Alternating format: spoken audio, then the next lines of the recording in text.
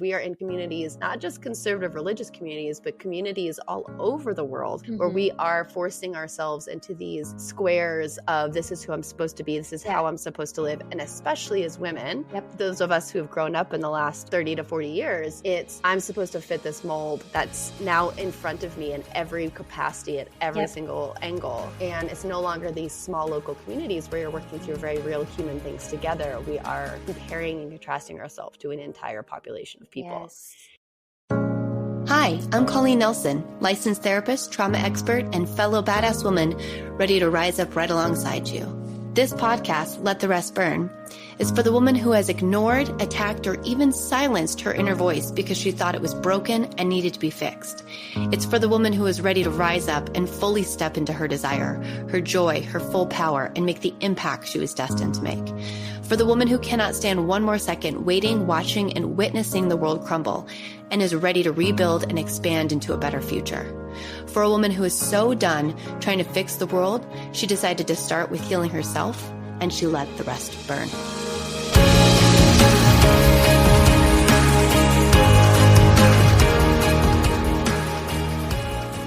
Hello, everyone, and welcome back to Let the Rest Burn. I am Coco Nelson, and I am here with Hope Pedraza. She is a holistic nutritionist and a functional diagnostic nutrition practitioner, and I'm going to let her explain to you what that is in just a moment. Welcome, Hope. Thank you for being on the show. Thanks so much for having me. I'm so excited to be here with you. All right, why don't you let my audience know what a holistic nutritionist and functional diagnostic nutrition practitioner is and what it is that you do? Yeah, I know it's a mouthful. It's like, I could say the acronym, but like nobody knows what that means either. So it's like, it is a mouthful. So basically what I do is I help women get to the root cause of chronic symptoms with functional nutrition, which is getting to the root cause. And I use functional labs and functional screenings. And then I combine that together, taking a holistic approach. I combine that together with energetic healing. So I'm also trained in Reiki and I do human design. And right now studying the emotion code. And so really diving into like emotional healing. So I'm putting all these pieces together to help women heal on a physical level, but then also on an energetic, emotional level as well. Ooh, I love that. Okay, so I have to ask, what is your human design? I am a 3-5 manifesting generator. Ooh, I love it. What is yours? I'm a 2-4 sacral generator. Nice. That's awesome. We are an interesting type. I will say that. Yeah, it is. Well, and it's funny because like all of the like studying and training and stuff, 2-4s and 3-5s can like rub against. So it's funny that he's also manifesting generator. So I'm like, so I can totally see our like where we rub each other, but it's like, it's such good like lessons and learning. And yeah, so it's good. I love that about human design. And I love that you're combining it with all the other pieces because I think when we self-explore and try and find out what's going on with our health, with our body, with our energy, there's always this like, I find, especially in Western medicine, there's like this one path that just, you have to go down this path. Yep. So what got you into this field? Why did you step into this space and start to combine all these incredible modalities together?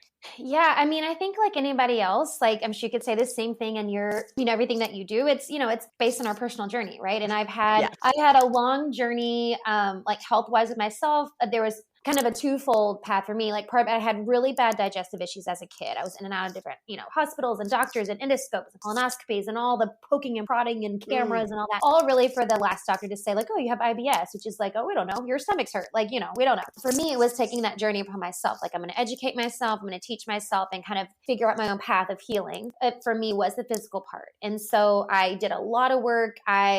Sometime in my early 20s, I decided I would, after reading and stuff, I'm like, oh, I'll go plant-based and that'll be the thing that fixes me. And for me, it worked. Not saying it's for everybody, but for me, it worked. My gut healed, my allergies, my physical health really started to transform. And then I also went through a lot of personal stuff. I went through a really nasty divorce and I bought a business. All of this is like happening at the same time. So things started to be uncovered and like, layers are being peeled back where it's like, okay, I feel like I got a handle on this physical piece. Then there's all this other crap that like was under the surface, right? That I hadn't really dealt with because on top of that, I had years and years of disordered eating behavior. And so while I was trying to heal myself physically, I still had this terrible relationship with food. food and with my body and hating my body and obsessive exerciser and just really, really not taking care of my body, even though I was like trying to eat right and taking all the supplements and doing all these physical things. So, working through my own healing and, worked with some spiritual coaches and really kind of dove into my own like spiritual journey. I think that's where I came across human design, was kind of unpacking a lot of these things and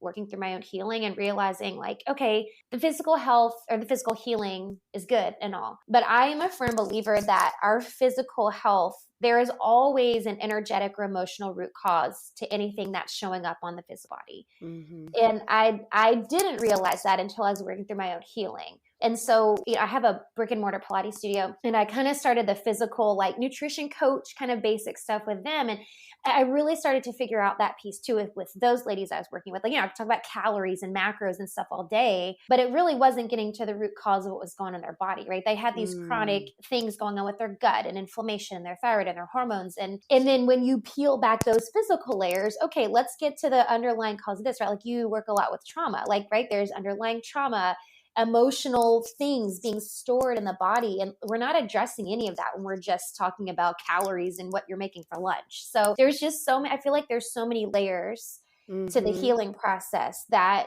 these layers aren't all being uncovered. The need here isn't being met with just the conventional medical model, right? And so that's kind of my perspective is like, let's, disrupt the status quo and like kind of turn that model on its head, because there's so many people struggling with chronic disease, especially in the Western world. And it's so much deeper than just what we're putting in our mouth. Yes. Oh, I love the explanation, because it not only pulls into your personal experience, but just also what you've seen and what you've tried and like how landed you where you are, So I've worked with disordered eating a lot as a trauma therapist. I have some experience actually working in an eating disorder hospital, which is good and bad. I'll be honest with you. Those centers are a necessary evil, I guess, but they definitely are not doing it right. Right. I can see that. There's a lot missing. They're getting better and better and pulling in people like yourself and people like myself to actually do some of the deeper core work of what's happening under the surface. Right. So I think it's really important to understand when we're looking at health and we're looking at your own personal, healing journey, you've got to look at it from so many different angles. It isn't just heal this piece and then all is fine. It's like, no, this piece is healing. Well, then this piece starts to poke up. So then this piece comes up, right? And it's like this journey. So I ask this question with every guest, and then we kind of go off with whatever comes up. But you gave us a little taste of this with your last statement. But what did you have to burn? And maybe it's a couple things, but what did you have to burn in order to land where you are today with your Manny Jen husband and your successful career and, who you are sitting in front of me today? Yeah. I mean, I think I touched on the big pieces. I think for me, I had this huge revelation. I think it was last year. I kind of had this big revelation, and it was kind of all these different things I've been learning and working through kind of compounded, but I had this big revelation in working with this spiritual mentor of mine, and she does a lot with human design and just like really helps pull those pieces out, which is pretty cool. But I realized that for so long, even as I'm going through this healing, for so long, I had really been holding myself back from like being who I really am, in a sense of, so I had done this, like, I said, I started kind of with the physical parts of the nutrition, and I kind of slowly started weaving in these kind of spiritual pieces, but I really wasn't like owning that part of myself. Like, I still feel like I was still kind of like, people are going to think I'm weird, or people are coming to me for the physical healing, but they're not going to understand this piece because they don't really get it, because it's not really mainstream, right? So I feel like I wasn't really owning that part of me. And at some point last year, I had this revelation, and I was brought up in a very conservative, I grew up in the Bible Belt. I'm from Louisiana. I grew up in a very conservative state area. And so I think for me, what I realized was that, and this isn't to like, this is just me speaking objectively. This isn't like bashing anybody's upbringing or anything. But I realized for me, for my journey, that my religious upbringing had really stifled like my soul, like, and allowing me to really be who I was designed to be, right? I was living by these rules and trying to live the good, be the good Christian girl, using air quotes, and realizing that how much that had really stifled my soul's desires. And then kind of working through my own spiritual journey over the 4 or 5 years, those pieces really started to kind of unearth. And last year, I think, was the big revelation where I'm like, realizing what exactly had been holding back. And the years I spent with disordered eating and hating my body and this, it was me trying to fit this certain mold. It was me trying to do this thing a certain way and look a certain way. And so I realized all of these things are really just this fear of judgment that you're like, is like ingrained in you in this, in conservative religious communities, I guess. And what are people going to think? And how does it look? And it's all about appearances and keeping up appearances. We have to look like everything's good on the outside. And so all of these pieces just came crumbling down at some point last year. And that really, talking about like, I really felt like this old version of me was like burning to the ground. Yes. And so that really was a huge piece for me, and really owning like this desire that's been like burning in my soul, but I've just been kind of like containing it a little bit and just kind of letting that out. And like, here I am, this is what I do. This is what I'm here to do. And I'm being called to do this, and I'm going to do it unapologetically. Oh, so first of all, I absolutely love your explanation of all of that and the strength and bravery and courage it takes to do that. I have lots of different listeners with lots of different belief systems, but I would say, like, if you listen to me, you're very well versed on how I feel about any sort of religious modality, government body, like anything that tries to control our ability to fully express and have a sense of true belonging. So people can find a lot of solace in religion, and I welcome them to it. And I think there is a lot of religious trauma, and there's a lot of trauma that has happened over the course of the last 20 to 30 years in the generations that have come up because we are exposed to the global community and so many other things. So I think healing those wounds, however you decide to find your spiritual center and connect with spirit or God or whatever it is up to you. But being able to actually love yourself in the process. And if you look at any religion, it's based in love. Right. It doesn't always end in love. Right. But it starts there. The intention is love. So I think that people who do find solace in that are able to connect. But I think that that's the problem, is we are in communities, not just conservative religious communities, but communities all over the world where we are forcing ourselves into these squares of this is who I'm supposed to be, this is how I'm supposed to live. And especially as women, those of us who have grown up in the last, 30 to 40 years, it's I'm supposed to fit this mold that's now in front of me in every capacity at every single angle. And it's no longer these small local communities where you're working through very real human things together. We are comparing and contrasting ourselves to an entire population of people. Yes. So you are definitely speaking to, I think, something collectively we are all trying to work through as millennials, because we just have been thrust into the global world in a way that our brains can't quite comprehend. And it does take an effect on your actual physical body and your relationship with it. Yeah, totally. 100%. And I think that's, I mean, it's, and I didn't even know religious trauma was a thing. I had somebody on my podcast a while back. She was talking about that. I didn't even know that was a thing until I connected with her. And I'm like, oh my gosh, that's I totally feel everything you're talking about. All of this is resonating, and people don't realize how much your subconscious is affected by those things for so many years. And again, I'm a Christian, and I will say that I'm still, I believe what I believe, and I still have my faith, but it just serves me in a different capacity. I think the way that I've kind of understood it for myself, I feel like growing up, at least in the, conservative community that I grew up in, I think we have such a small view of God. I think it's just, and it fits in this box, and then that's it. And anything outside of that box is like, oh no, that's not it. That's not our God. And I just think it's just so small. And I think as I've grown and I've come into myself, I'm like, God is so much bigger. Universe, whatever you want to call him. And that's the thing. I don't even whatever you call it's whatever you call it, but it's so much bigger than this little box that we've tried to fit it in.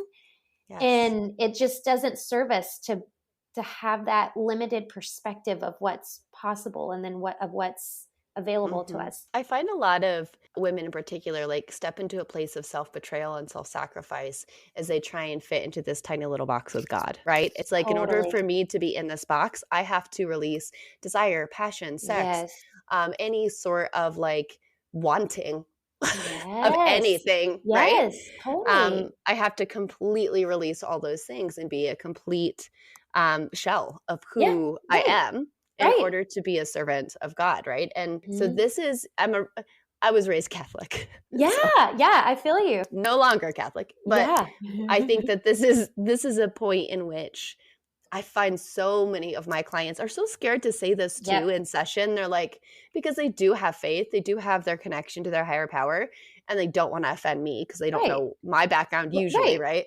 And I'm like, oh, there is no offense taken. And there has to be a conversation about this. When we're talking about healing our bodies, healing our energy, we are collectively healing our connection to the divine, right? It's going through such a radical change in our global community because of the corruption that we continue to find in these religious communities, that I think this is such a big piece of the healing process. So this came to you last year. How did this like manifest itself in your life? So you were having these conversations, but what shifted for you? What actions did you have to take? Like, what did this change for you? Because I assume your family is still in Louisiana?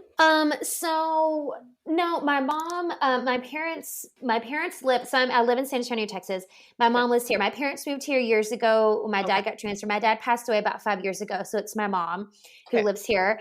And, it's funny, it's funny you asked that, because that was kind of the piece for me too, that I felt like, and I, I have some family that still lives in Louisiana, but they're not like extended family, right? Like it's, I'm not as worried about like what they think of me kind of thing, Yes. And I think for me, a lot of it was, I have some close friends who are still very a part of that community. And I have people that I love that are still, that's their belief system, and that's how, it's fine.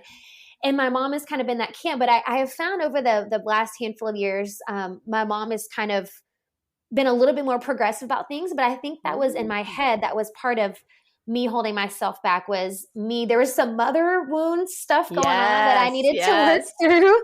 And I think that was part of it, was like, oh gosh, is my mom going to, like, what's my mom going to think? And what is, and I think that was a big piece of it. And I think it was letting go of that. And my mom and I have had some really good conversations about stuff, because we went to dinner a while back. It was a few months ago. And she was like, just like randomly, she's like, so do you still believe in God? Like, it was like one of those. And so we were able to have a really open conversation where she was like, I totally get what you're saying. I agree. So we were able to kind of connect on that, where she's like, I've been able to kind of shift my perspective on things too, and realize, so those conversations is just like, more confirmation for me that it's like, I am really living out my soul's purpose, and I'm really able to connect with people. And I also think it's confirmation of, I think that's why a lot of people hold themselves back from really being themselves. I mean, that was why I held myself back for so long. We're so afraid of what everybody else is going to think of us or whatever, or these hard conversations that we have to have with people once we quote change, right? Oh, you've changed. That was like, that conversation with people just gave me anxiety. Like, oh, you've changed. But, and like, maybe you have to let some relationships go that aren't serving you. But I think a lot of times for the people who really love you, it's, I think we don't give people enough credit sometimes, that people can be more open-minded than we think sometimes, at least the people that love you the most, and people are going to accept you or they're not, and you have to be okay with it. So I think that was the realization for me. It's like, people are either going to accept me or they're not. And I'm going to be okay with it either way, because I feel peace in my heart and my soul that this is me. And so like, I went through Reiki training, and I started like pulling these pieces out of my business and how I'm talking about my business, and like on my website and social media. And so I think for me, it's just slowly kind of letting these things kind of trickle into like my everyday, like, this is me. Like, I am all about the woo, and I'm okay with it. Like, if I'm too much for you, then I'm not right for you. Right. So I think it's just coming into my own and just being confident in pulling those pieces out and owning it, and knowing that like the peace I feel in my soul is all the confirmation I need that I'm on the right path. So beautifully said.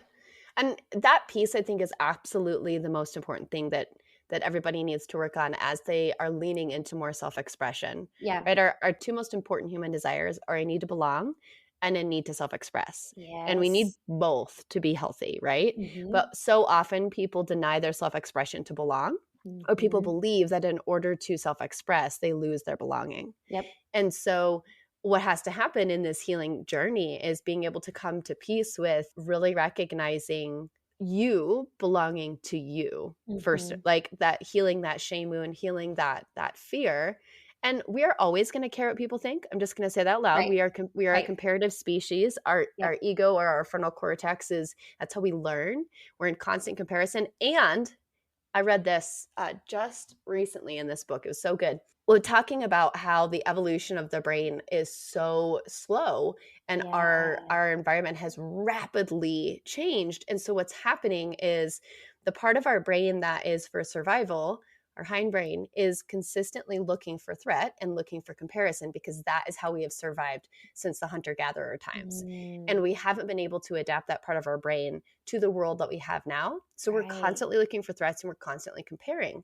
So what you expose your nervous system to, or your five senses, on a daily basis, you don't have control over that filter. You think you do cognitively, but this is where we have to really watch what we consume, what we're looking at, what we're reading, what we're listening to, because our brain is automatically going to compare and automatically going to look for threat. And so this is why mental illness is such a high. This is why our bodies are screaming at us to stop, because we have not adapted yet. Our true like nervous system has not adapted to the present reality. And it becomes very dangerous for those of us that are trying to make those spiritual, energetic upgrades.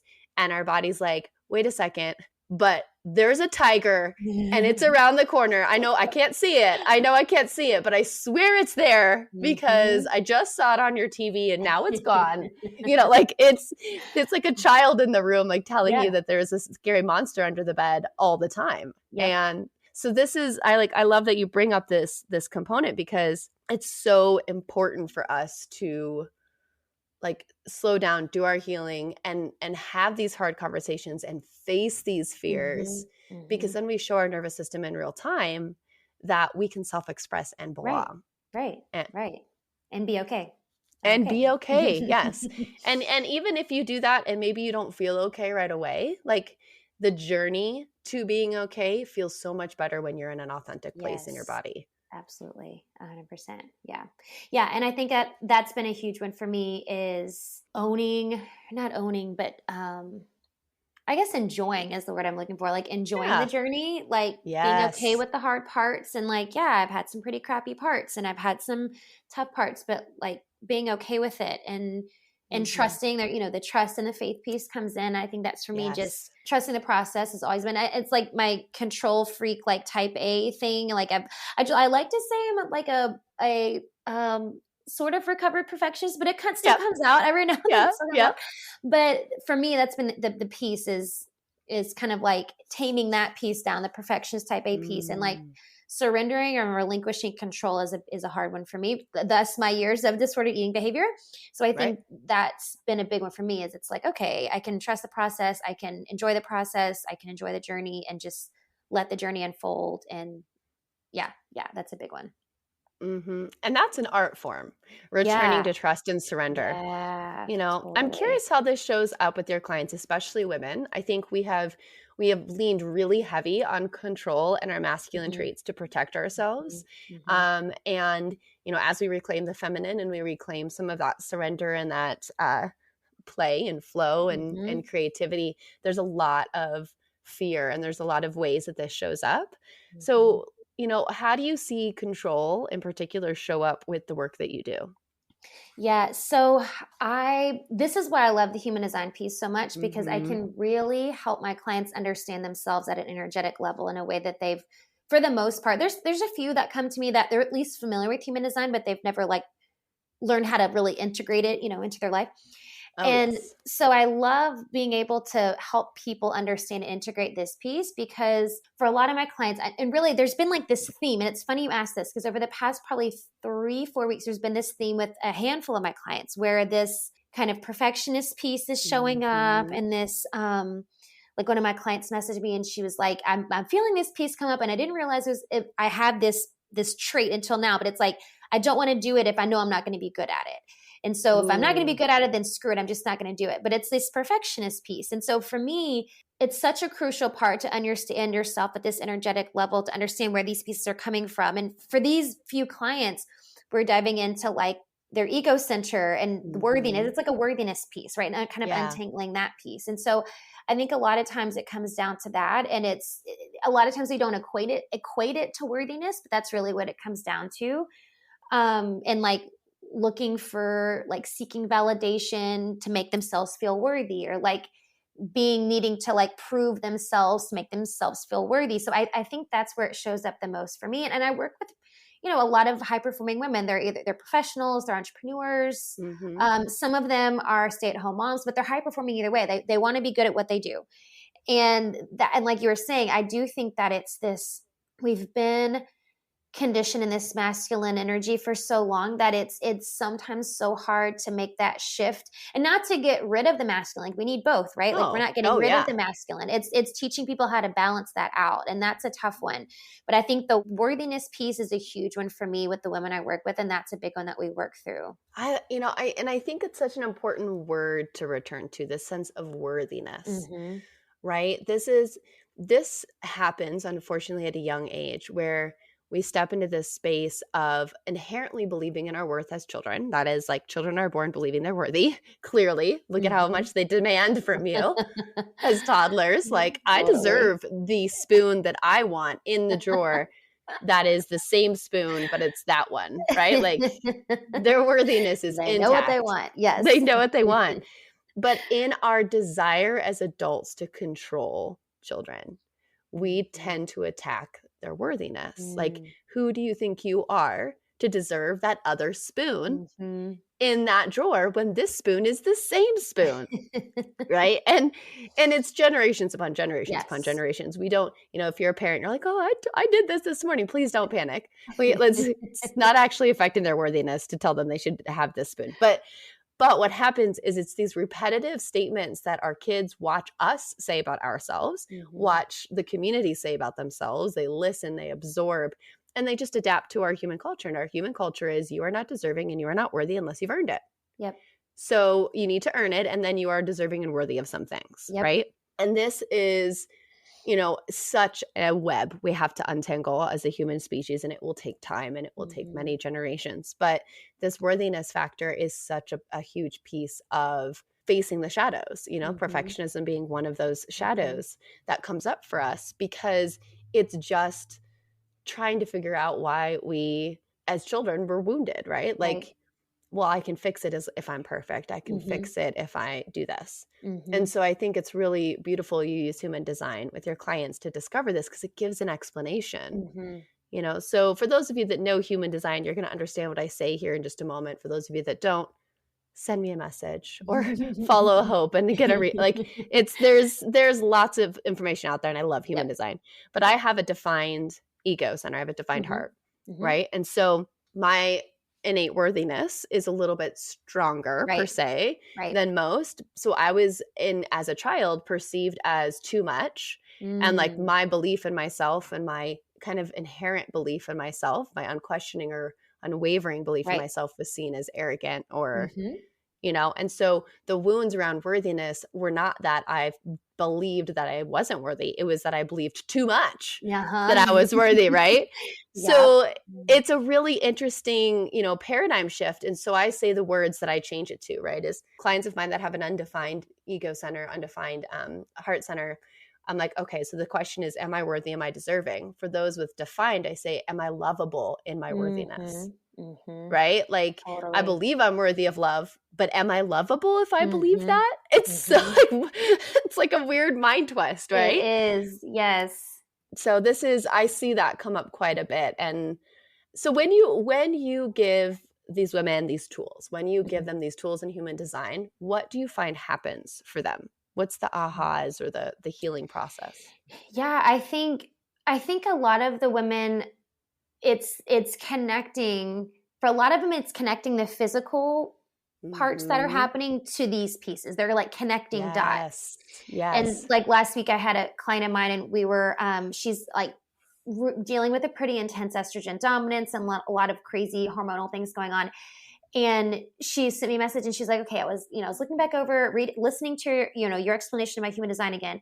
And she has this open sacral center. And so we started talking about it, and this is, associated with our, sexual organs and all of that. And so there were some light bulb moments. Okay. So then I'm talking to her about, her kind of inconsistent energy in this space because it's not defined, and what this means in terms of burn, because she's also dealt with like anxiety and burnout. Like this is where this shows up. So it's the connecting the dots of these physical pieces with these energetic and emotional pieces. And kind of what I was saying at the beginning, like how I really believe that there is always an energetic or spiritual root cause of these physical things that are showing up on the body.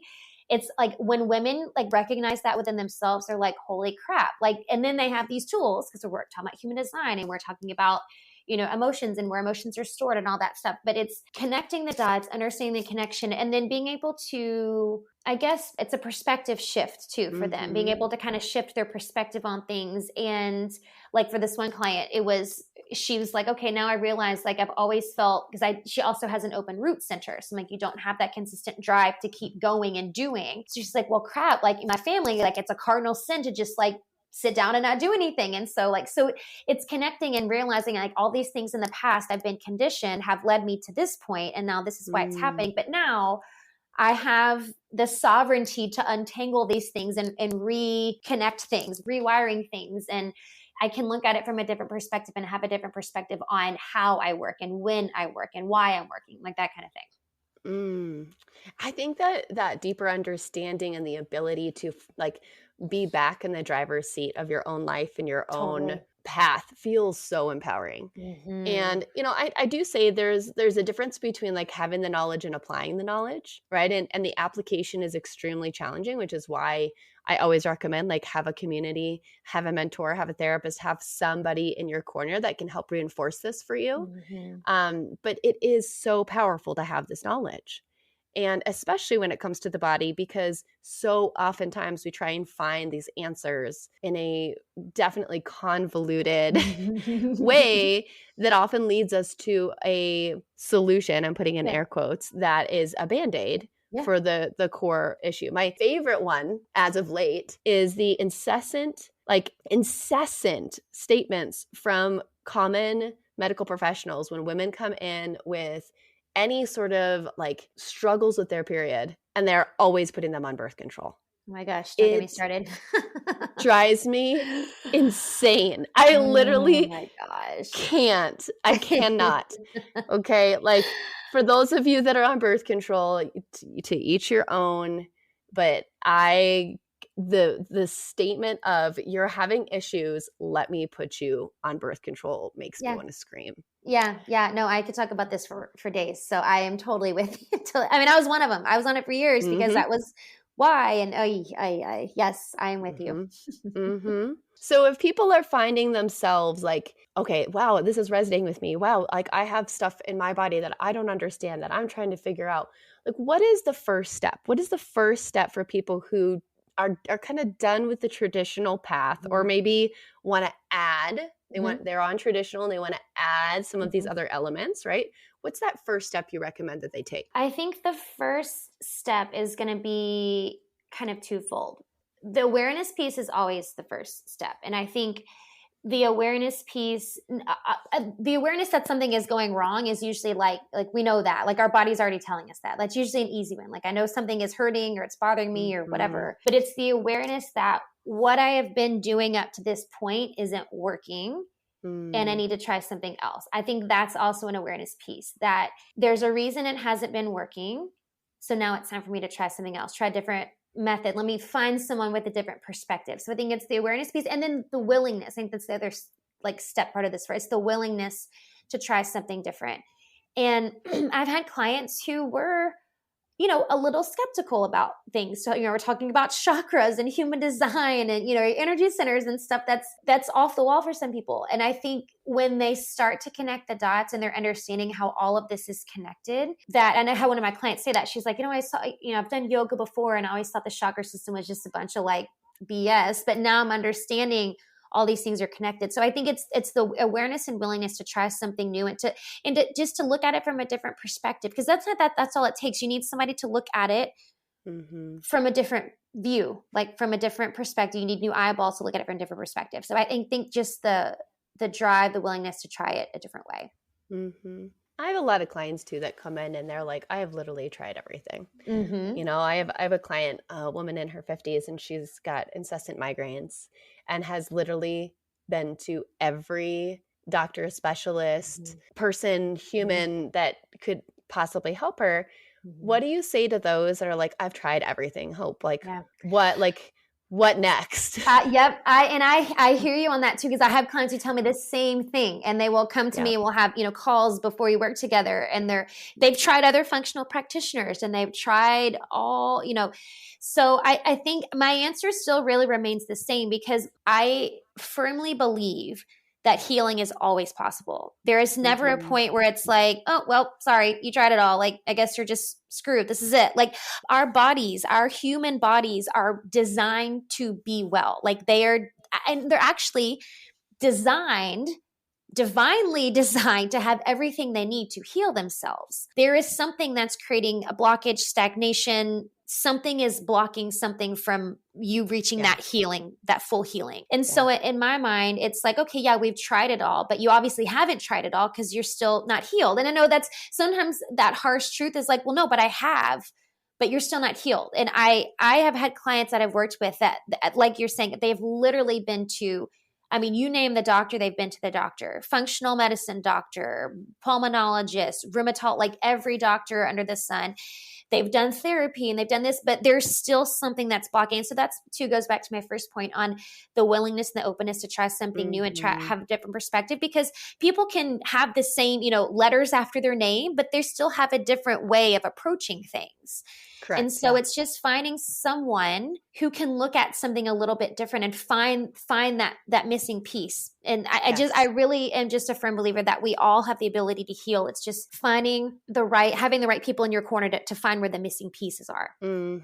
I believe you as well. And I really think that the openness to continue down the journey of healing and growing is part of the human experience, whether it be a physical, emotional, psychological, relational experience. Your openness to continue to be exposed to different and new perspectives is part of how you heal. Absolutely. And so I think that's it. It's a really tough one. It's a really tough statement to make for those of you that are exhausted by this process. It's not just my one client, it's many of my clients who have experienced this. But yet you're still seeking answers, which tells me you have the resilience and the courage and the belief that you are worthy of healing. And I think that is such a powerful piece. So don't be discouraged. Keep going. You are not alone. We are healing generations of people by seeking these answers, because by challenging the norm, by trying different things, by learning your body, you are teaching the younger generations that they can do the same. So it's such a powerful, powerful thing for us to do. It really is. Okay, so Hope, how do people find you? Do you have an offer right now that's like your favorite thing that you're putting out there? If they're just screaming over here, oh my gosh, I need to talk to her, like, where do they find you?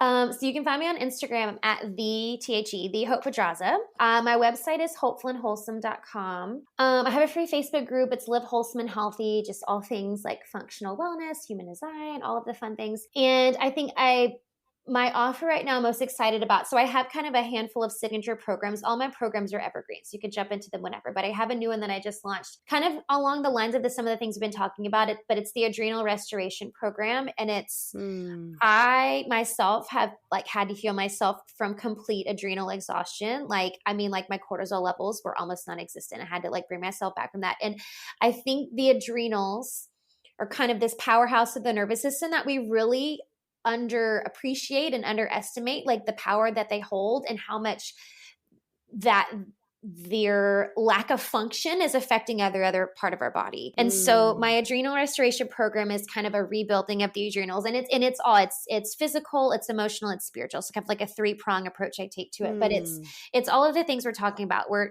figuring out where the emotional stuff is being stored and the trauma, and we're looking at the physical part because I'm doing the functional labs and we're seeing, what your cortisol levels and your hormones, but it's this kind of full comprehensive process to bring your adrenals back to life and really restore balance and balance to your nervous system. Oh, I love that. I love that offer. I'm like, yes. Yes. Adrenal fatigue is something I wish more people understood, because it is such a huge component of so many different things. Everything. The endocrine system is so undervalued in so many ways. So I love this. I want my audience, everybody, all over the world to please look her up and really start to get curious, start to like lean in the direction of, what would it look like for me to actually heal and to continue to find these answers and not be exhausted and not feel the way you feel, knowing that health is possible. So thank you so much, Hope, for being on my podcast. And I cannot wait to see all that you do and the healing that you provide. For those of you listening, just keep showing up, being yourself, and let the rest burn. Thank you so much for listening. I appreciate every single second that you chose to set aside for you and the impact that you're going to have on the world today. To be inspired, to be seen, and to hold space starts with the very actions we take with ourselves. Look at the show notes for more information. Like and subscribe and share with friends if you feel inspired to. And as always, let the rest burn.